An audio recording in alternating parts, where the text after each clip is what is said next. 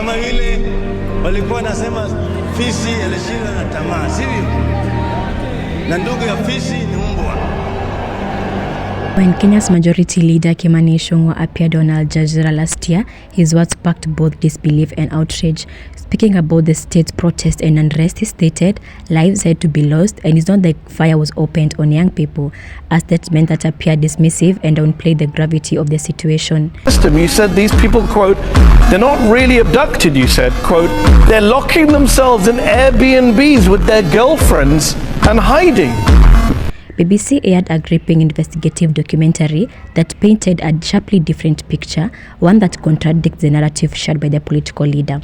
The documentary exposed harrowing scenes where Kenya Defence Forces personnel is seen shooting at an armed youth, masked and unclothed police officer issuing execution orders, and evidence of extrajudicial killings that could not be ignored. Following the BBC expose, several politicians rushed to discredit the documentary, branding it a product of British-funded propaganda machine designed to tarnish Kenyan's name.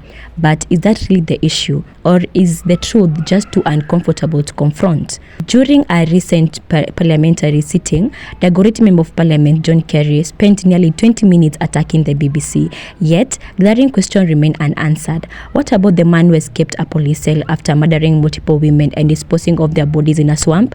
Where is the same political energy in arresting him and demanding accountability from the officers who enabled him escape?